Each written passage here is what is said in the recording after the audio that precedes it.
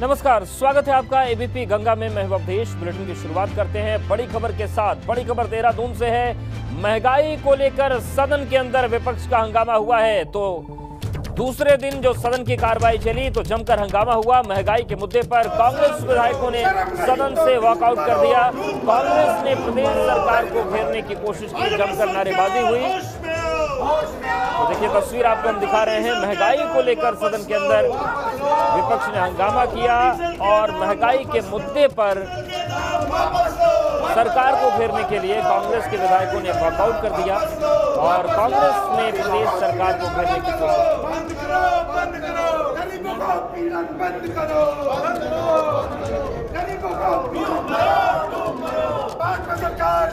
विधानसभा सत्र के दूसरे दिन महंगाई के मुद्दे पर जमकर हंगामा हुआ और कांग्रेस के विधायकों ने सदन से वॉकआउट कर दिया। नारे लगाए गए और ये कहा गया कि गरीबों का उत्पीड़न हो रहा है, ये सरकार बंद करे, महंगाई बेकाबू हो चुकी है।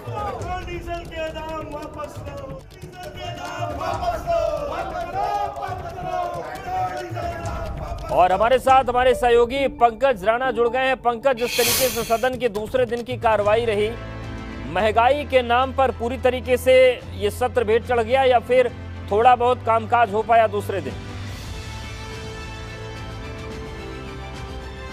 देखिए, अब देश जब कामकाज का वक्त था तो उसी वक्त सदन के भीतर हंगामा हो गया, क्योंकि सुबह का जो वक्त था, अगर हम 11 बजे से लेकर लंच ब्रेक तक की बात करें तो जो दिवंगत विधायक थे हरवंश कपूर, उनको श्रद्धांजलि दी गई और लंच ब्रेक से पहले सारी जो कार्रवाई थी सदन की उन्हीं के शोक संवेदना में चली गई। और उसके बाद लंच ब्रेक के बाद जैसे ही सदन की कार्रवाई शुरू हुई तो खनन का मुद्दा बसपा के विधायकों ने उठाया और उसके बाद जो विपक्ष के विधायक थे कांग्रेस के, उन्होंने महंगाई का मुद्दा बनाकर सरकार पर जमकर हमला बोला। हालांकि इस पर देखिए तकरीबन 1 घंटे के करीब चर्चा हुई महंगाई के मुद्दे पर और विपक्ष के तकरीबन 7-8 विधायकों को बोलने का इसमें मौका मिला और सभी ने अपने अपने पक्ष रखे कि महंगाई बढ़ रही है, लोगों को दिक्कत हो रही है, गरीबों के जो हक है उसको लूटा जा रहा है, गरीबों को महंगाई से बहुत दिक्कतें हो रही है, पेट्रोल डीजल गैस के दाम बढ़ रहे हैं, सब्जियों के दाम बढ़ रहे हैं, दालों के दाम बढ़ रहे हैं। इस तरह का सदन में पूरी तरह से हंगामा रहा। लेकिन जिस तरह से फिर इस मुद्दे को लेकर विपक्ष ने सरकार से मांग की कि सरकार गरीबों के हित में कुछ बेहतर काम करे या महंगाई कम करने का प्रयास करे और इसको नियम 310 के तहत चर्चा पर मांग की, तो उसी वक्त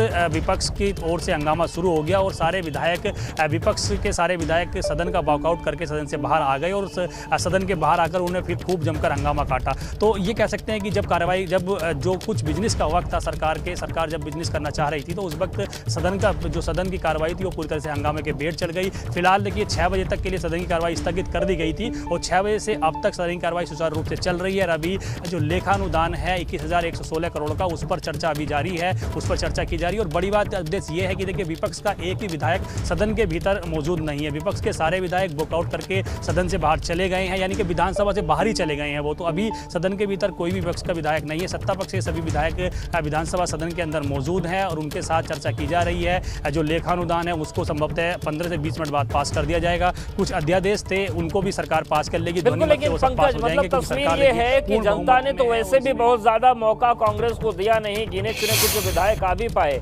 बहुत छोटा सत्र है, देखते ही देखते कब शुरू हुआ कब खत्म हो जाएगा ये भी पता नहीं चलेगा।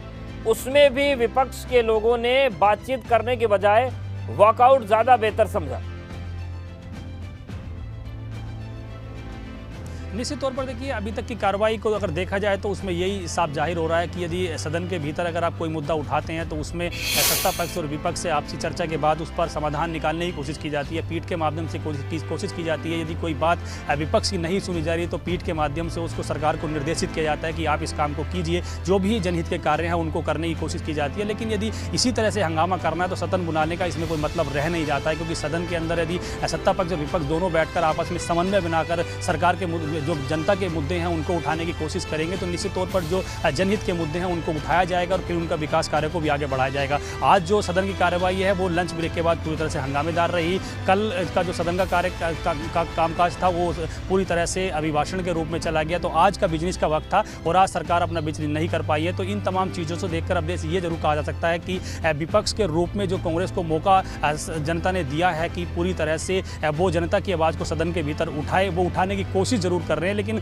हंगामा जो किया जा रहा है उससे उस आवाज़ को उठाया नहीं जा पा रहा है। पूरी तरह से उसे कहीं ना कहीं हंगामे की भेंट चढ़ाया जा रहा है। विपक्ष के विधायक अभी सदन के अंदर हैं। जो सरकार का बिजनेस है वो आज कर लिया जाएगा और संभवतः माना जा रहा है कि आज ही शाम तक सदन की कार्रवाई को अनिश्चित काल के लिए स्थगित भी किया जा सकता है। लेखानुदान की बात पंकज चल रही है, जिसको लेकर आपने अपडेट दिया भी कि लगातार वहां पर चर्चा चल रही है, हालांकि विपक्ष का कोई भी विधायक वहां मौजूद नहीं है। क्या कोई जानकारी मिल रही कि चर्चा कितनी देर तक ये चल सकती है और आज ही पास करा लिया जाएगा? देखिए, सदन की कार्रवाई स्थगित होने के बाद 6 बजे सदन की कार्रवाई अब शुरू हुई थी और 6 बजे से लेकर अब तक लगभग आधा घंटा हो गया है सदन की कार्रवाई को सुचारू रूप से चलते हुए। और इस आधे घंटे के बीच में सरकार की ओर से जो संसदीय कार्य मंत्री हैं उन्होंने लेखानुदान को लेकर पहले प्रस्ताव रखा और उसके बाद चर्चा शुरू हुई है। तो ऐसा माना जा रहा है कि जिन विधायकों ने नियमों के तहत बोलने की अपनी अच्छी इच्छा जताई होगी, जो लेखानुदान है उस पर बोलने की चर्चा पर भागीदारी करने की इच्छा जताई होगी, वो उसमें बोलेंगे। और तकरीबन ऐसा माना जा रहा है कि 20 से 25 मिनट बाद सभी विधायक जो पक्ष के हैं वो इस पर बल देंगे। ध्वनि मत के आधार पर जो लेखानुदान है 21,116 करोड़ का, उसको पास कर दिया जाएगा और फिर उसे अलग अलग मदों में अलग अलग विभागों को बांट दिया जाएगा और उसके बाद 4 महीने का जो सरकार का लेखा जोखा है, जो कामकाज है, उसको आगे बढ़ाया जाएगा। बिल्कुल शुक्रिया पंकज आपका जानकारी और अपडेट्स को देने के लिए। आप नजर बनाए रखिएगा। तो ये पूरी तस्वीर और देखिए, कुछ तस्वीरें भी हम आपको दिखा देते हैं। 2 तस्वीरें आपको दिखाते हैं कि किस तरीके से विधानसभा सत्र के दूसरे दिन हालात बने। देखिए, पहली तस्वीर, महंगाई पर विपक्ष ने हंगामा किया और सरकार से जवाब मांगा गया। और अभी मौजूदा स्थिति यह है कि सदन के भीतर लेखानुदान पर चर्चा चल रही है, लेकिन एक भी कांग्रेस का विधायक मौजूद नहीं है क्योंकि वो लोग सदन से वॉकआउट कर चुके हैं और अभी कोई भी कांग्रेस का विधायक सदन के अंदर नहीं है।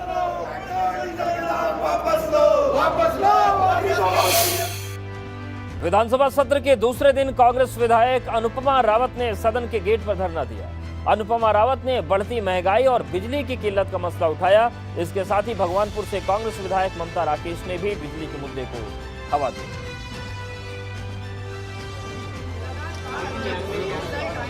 देखिए, तस्वीर आपको हम दिखा रहे हैं और अनुपमा रावत जो कि हरिद्वार ग्रामीण से जीत कर आई हैं, स्वामी यतीश्वरानंद को उन्होंने हराया है। महंगाई और बिजली के मुद्दे पर उन्होंने धरना दिया। तो दूसरा जो दिन है उसमें जमकर हंगामा देखने को मिला और हरिद्वार ग्रामीण की समस्या को लेकर, बिजली कटौती की समस्या को लेकर अनुपमा रावत ने धरना दिया। एक तरफ महंगाई की मार है, दूसरी तरफ बिजली का कटौती का प्रहार किया जा रहा है और किस तरीके का ये बहुमत है जो इनको मिला है भाजपा को। यहाँ इनको तो सौगात देनी चाहिए थी। मैं तो ये कह रही हूँ, महंगाई के उसमें इन्हें सब्सिडी में गैस सिलेंडर्स देने चाहिए थे। कुछ महीने अगर ये फ्री भी दे रहे थे जनता को, कोई बड़ी बात नहीं थी। और आज बिजली जो सबसे ज़्यादा बिजली उत्पादक राज्य है हमारा, आज वहाँ पर जो पूरे देश को देने की बात देता है, उस राज्य में एक जनपद में और पूरे प्रदेश में भी हो रही है। प्रदेश में हो रही लगातार विद्युत कटौती, ऊर्जा प्रदेश कहे जाने वाले हमारे उत्तराखंड प्रदेश में लगातार अघोषित बिजली कटौती की जा रही है, जिसकी वजह से हमारे छात्र छात्राएं तो परेशान हैं ही, उनका भविष्य पर भी संकट है कि किस तरह से उनका भविष्य उज्जवल होगा, क्योंकि बोर्ड परीक्षाएं भी संचालित हो रही हैं, इसके साथ अन्य परीक्षाएं भी हो रही हैं। विधानसभा सत्र के दूसरे दिन महंगाई के मुद्दे पर हंगामा हुआ। नियम 58 के तहत सदन के अंदर महंगाई का मुद्दा उठाया, मगर विपक्ष की मांग थी कि महंगाई पर नियम 310 के तहत ही चर्चा होनी चाहिए। मगर विधानसभा अध्यक्ष ने नियम 58 के तहत महंगाई पर चर्चा की इजाजत दी और इसके बाद विपक्ष ने सदन से वॉकआउट कर दिया। उत्तराखंड विधानसभा सत्र का दूसरा दिन आज सुबह से ही हंगामेदार रहा।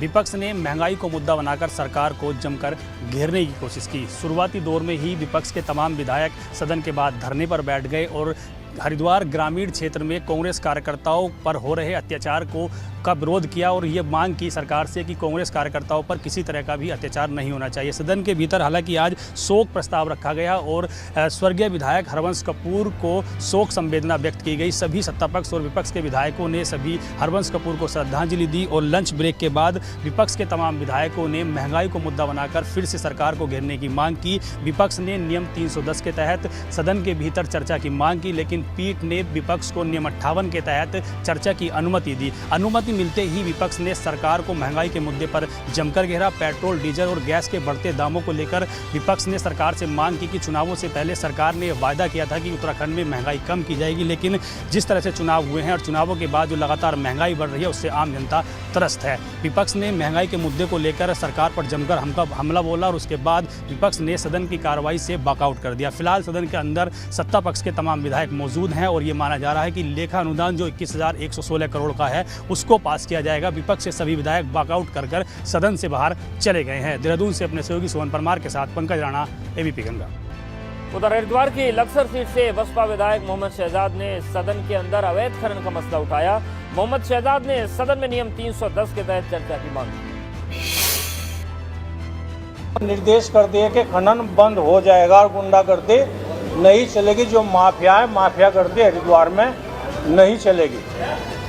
और इसी प्रकार जब जब भी मौका मिलेगा हम माफियागर्दी के खिलाफ बहुजन समाज पार्टी अपनी बात रखती रहेगी। पहले भी रखती आई है और आगे भी रखती रहेगी। पूरे मनोयोग से हम सदन में आए हैं, जनता ने भेजे हैं, पूरी तरह से तैयार हैं और जनता की भलाई के लिए हम यहाँ बोलते रहेंगे, काम करते रहेंगे। उधर कानपुर से निर्दलीय विधायक उमेश कुमार ने सदन में पत्रकार राहत कोष का मुद्दा उठाया। उमेश कुमार ने कहा कि एक तरफ सरकार पत्रकारों के हित की बात करती है, मगर सरकार ने अभी तक पत्रकारों के हित के लिए कोई काम नहीं किया। भाई आपने आज तक पत्रकारों के लिए किया क्या है? आज 22 साल इस राज्य को हो गए हैं। 22 साल में आपने किस पत्रकार की मदद की है? मैंने उसकी सूची को जानना चाहा। कुछ पत्रकार हमारे साथी दुर्घटनावश चले गए, उनके बारे में जानना चाहा और ये जानना चाहा कि आप लगातार पत्रकार कल्याण कोष की घोषणा करके दम भरते हैं कि हम पत्रकारों के हितैषी सरकार हैं। आपने पत्रकारों के लिए कौन सी आवास नीति आज तक बनाई? और उत्तराखंड से पलायन को लेकर मुख्यमंत्री पुष्कर सिंह धामी ने बयान दिया। विधानसभा पहुंचने से पहले सीएम धामी ने पलायन रोकने पर प्लान बताया और कहा कि हिमगिरी योजना के तहत पलायन रोकने की कोशिश रहेगी। अपने संकल्प में दिया है कि हम हिमप्रहरी योजना लेकर आएंगे और हिमप्रहरी योजना के माध्यम से जो हमारे सीमांत के क्षेत्र हैं जहाँ पर पलायन बहुत तेज़ी से हो रहा है, वहाँ के लोग उन्हीं क्षेत्रों में रहें और जो हमारे पूर्व सैनिक हैं, अर्धसैनिक बलों में हैं, अन्य स्थानों पर जिन्होंने काम किया उनको हम प्राथमिकता के आधार पर उस योजना में समाहित करेंगे, उसको आगे बढ़ाएंगे। और सीएम पुष्कर सिंह धामी के मंत्रियों को उनके विभागों का बंटवारा हो गया है। विभागों के बंटवारे के बाद पुष्कर धामी की टीम पूरे जोश में सदन की कार्रवाई में पहुंचे मंत्रियों से एबीपी गंगा ने बात की। मंत्री प्रेमचंद अग्रवाल का दावा है कि वो शहरी विकास के अलावा सभी विभागों को बेहतर तरीके से चलाएंगे।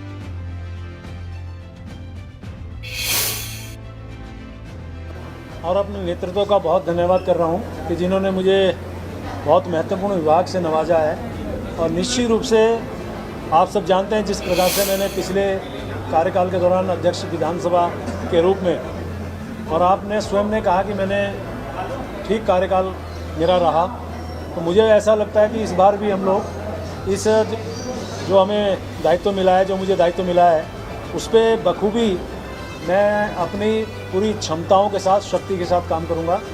और निश्चित रूप से चाहे वो शहरी विकास की बात हो, चाहे वित्त विभाग की बात हो, और चाहे फिर संसदीय कार्य मंत्री के रूप में काम करने की बात हो, आपको बिल्कुल एक जो मेरे को चुनौती मिली है उसको पूरा करते हुए और अपने क्षमताओं के अनुसार मैं काम करूंगा।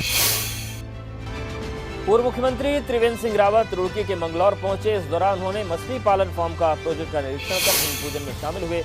त्रिवेंद्र रावत ने कहा कि केंद्र सरकार करोड़ों रुपए मत्स्य पालन पर खर्च कर रही है। प्रदेश में कई जगह मत्स्य प्रोजेक्ट को लगाया गया है जिससे किसान मछली पालन से जुड़कर रोजगार कर सकते हैं। मत्स्य पालक हैं, उनको प्रोत्साहन करने की दृष्टि से मैं यहाँ पर आया हूँ और मुझे लगता है कि एक बहुत अच्छा ये जो प्रोजेक्ट यहाँ पर है, इसको डेमो प्रोजेक्ट हम कह सकते हैं। बहुत अच्छा प्रोजेक्ट यहाँ पर संचालित हो रहा है। अभी लगभग मुझे बताया गया कि इसमें लगभग 70 कुंतल मछली अभी पैदा हो रही है और इस बार का टारगेट 150 कुंतल का है, तो लगभग 20-22 लाख रुपए का इनका एक टर्नओवर हो जाएगा। वहीं पौड़ी में भ्रष्टाचार की तस्वीरें सामने आई हैं, जहां मोल्टाखाल से कीला गांव को जोड़ने वाली सड़क बनने से पहले उखड़ने लगी। विकास कार्य में इस धांधली पर ग्रामीण घटिया गुणवत्ता के लिए विभागीय ठेकेदार को जिम्मेदार ठहरा रहे हैं। वायरल वीडियो के बाद लिया है और डीएम ने 2 दिन के भीतर रिपोर्ट तलब कर लिया। आप देखिए सड़क की हालत, और इसी को लेकर सवाल उठे थे, जिसका डीएम ने संज्ञान लिया।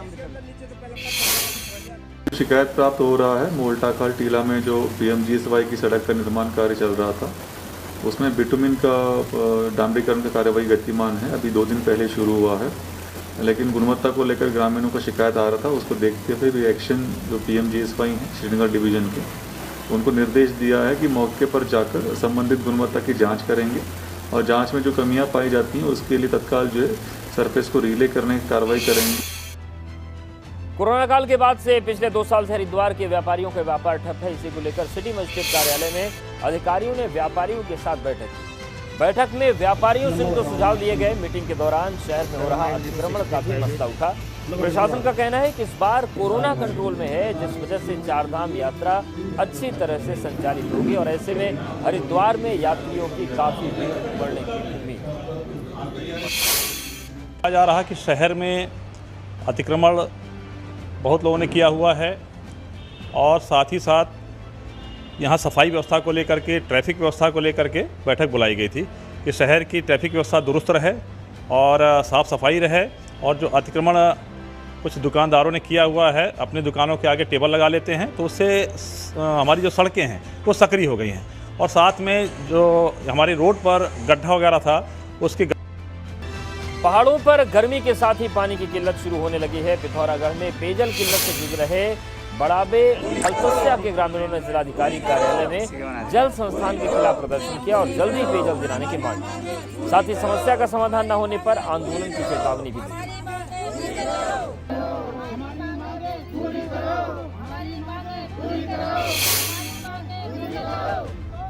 परीक्षा पे चर्चा कार्यक्रम के तहत पीएम नरेंद्र मोदी 1 अप्रैल को छात्रों से बात करेंगे और इस कार्यक्रम के लिए उत्तरकाशी के केंद्रीय विद्यालय के 2 छात्रों का राष्ट्रीय स्तर पर चयन किया गया है, जो इस कार्यक्रम में अहम भूमिका निभाएंगे।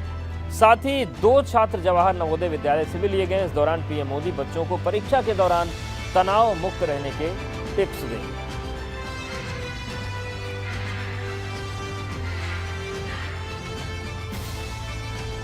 उत्तरकाशी में प्राइमरी स्कूल के हेडमास्टर को साल 2021 के शैलेश मटियानी पुरस्कार के लिए चयनित किया गया है।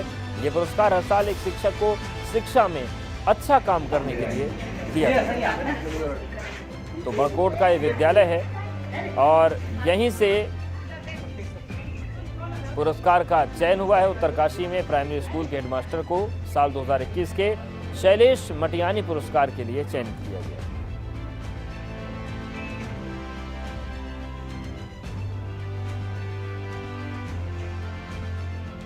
देखिए, बाकायदा स्कूल में भी जश्न का माहौल है। शैलेश मटियानी 2021 बोर्ड पर लिखा हुआ है, उनको बधाइयां दी जा रही हैं और बेहतर काम के लिए उन्हें चयनित किया गया। हमारे विभाग ने और हमारे अधिकारियों ने मुझे मेरा चयन निष्पक्ष एवं बिना भेदभाव के किया है, तो मुझे बहुत खुशी हो रही है। इसके साथ साथ मैं अपने स्टाफ का हार्दिक स्वागत अभिनंदन करना चाहूँगी। और टिहरी जिले में हाईकोर्ट के निर्देश पर मोबाइल कोर्ट यूनिट वैन की शुरुआत हो गई है। किसी दिक्कत के चलते जरूरतमंद गवाह के बयान लेने के लिए मोबाइल कोर्ट यूनिट वैन का संचालन किया गया है। हालांकि इस सुविधा के लिए पहले गवाह को आवेदन पत्र देना पड़ेगा और जिला जज की अनुमति के बाद ही मोबाइल कोर्ट यूनिट वैन के जरिए उसके बयान दर्ज किए जा सकेंगे। मोबाइल कोर्ट यूनिट वैन को अपने घर पर मंगवा सकते हैं और हमारे माननीय जिला जज साहब की ओर से निर्देश प्राप्त होने पर, आदेश दिए जाने पर यह मोबाइल कोर्ट यूनिट वैन गवाह के घर जाएगी और उसका बयान दर्ज करेगी।